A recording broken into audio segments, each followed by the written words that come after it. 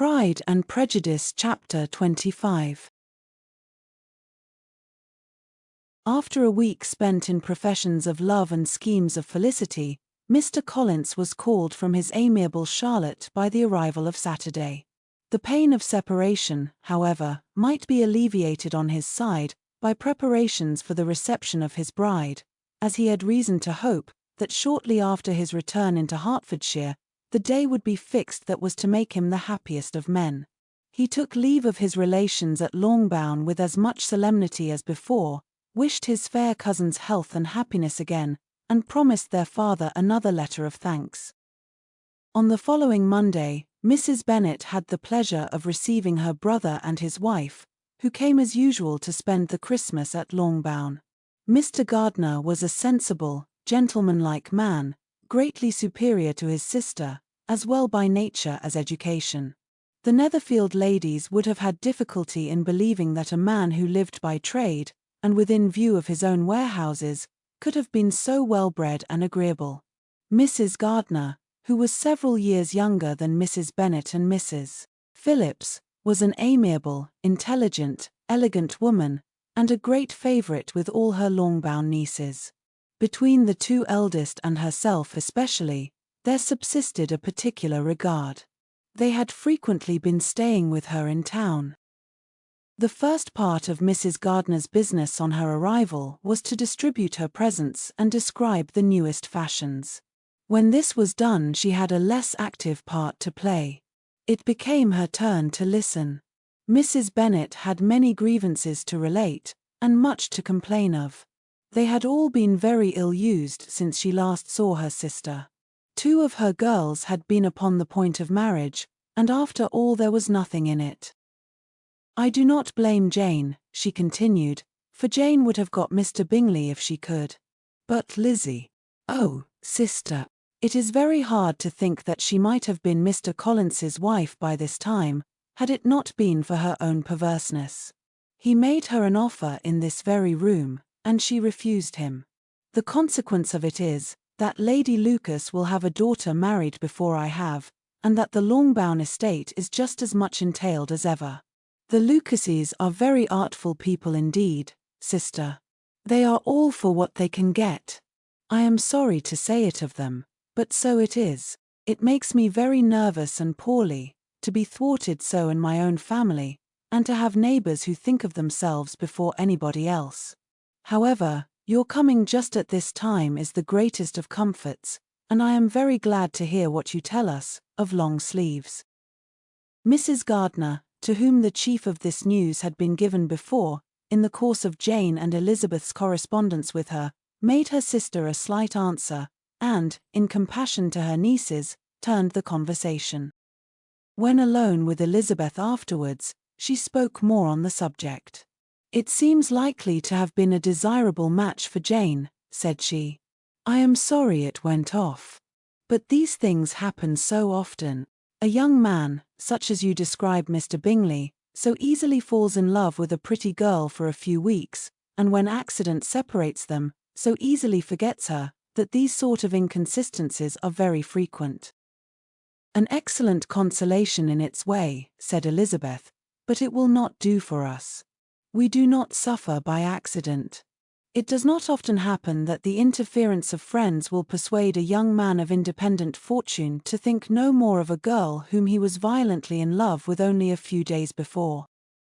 But that expression of violently in love is so hackneyed, so doubtful, so indefinite, that it gives me very little idea. It is as often applied to feelings which arise from a half-hour's acquaintance, as to a real, strong attachment. Pray, how violent was Mr. Bingley's love?" "I never saw a more promising inclination. He was growing quite inattentive to other people, and wholly engrossed by her. Every time they met, it was more decided and remarkable. At his own ball he offended 2 or 3 young ladies, by not asking them to dance, and I spoke to him twice myself, without receiving an answer. Could there be finer symptoms? Is not general incivility the very essence of love?" "Oh, yes, of that kind of love which I suppose him to have felt.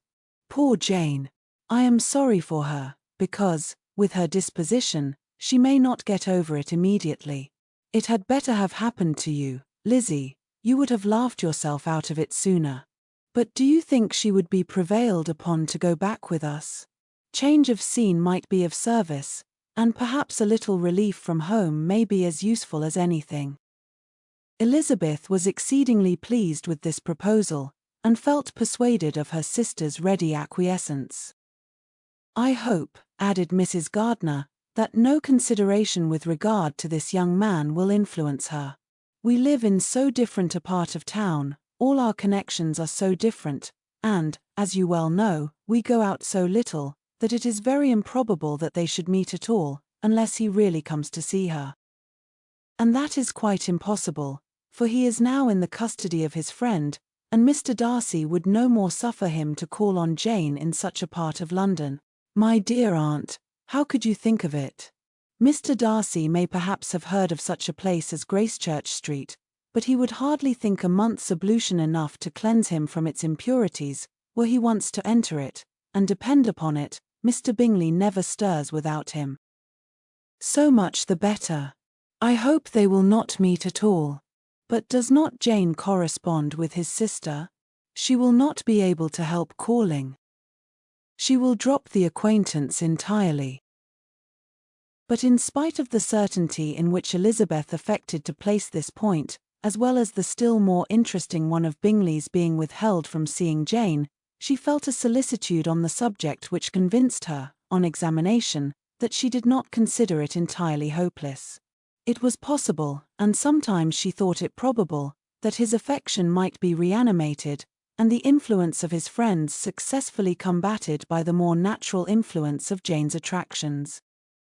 Miss Bennet accepted her aunt's invitation with pleasure, and the Bingleys were no otherwise in her thoughts at the same time, than as she hoped by Caroline's not living in the same house with her brother, she might occasionally spend a morning with her, without any danger of seeing him. The Gardiners stayed a week at Longbourn, and what with the Phillipses, the Lucases, and the officers, there was not a day without its engagement. Mrs. Bennet had so carefully provided for the entertainment of her brother and sister, that they did not once sit down to a family dinner. When the engagement was for home, some of the officers always made part of it, of which officers Mr. Wickham was sure to be one, and on these occasions Mrs. Gardiner, rendered suspicious by Elizabeth's warm commendation, narrowly observed them both. Without supposing them, from what she saw, to be very seriously in love, their preference of each other was plain enough to make her a little uneasy, and she resolved to speak to Elizabeth on the subject before she left Hertfordshire, and represent to her the imprudence of encouraging such an attachment. To Mrs. Gardiner, Wickham had one means of affording pleasure, unconnected with his general powers. About 10 or a dozen years ago, before her marriage, she had spent a considerable time in that very part of Derbyshire to which he belonged. They had, therefore, many acquaintances in common, and though Wickham had been little there since the death of Darcy's father, it was yet in his power to give her fresher intelligence of her former friends than she had been in the way of procuring. Mrs. Gardiner had seen Pemberley, and known the late Mr. Darcy by character perfectly well.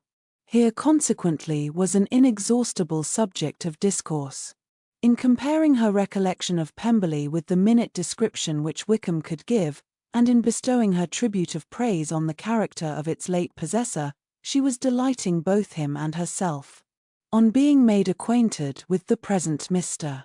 Darcy's treatment of him, she tried to remember some of that gentleman's reputed disposition when quite a lad which might agree with it, and was confident at last that she recollected having heard Mr. Fitzwilliam Darcy formerly spoken of as a very proud, ill-natured boy.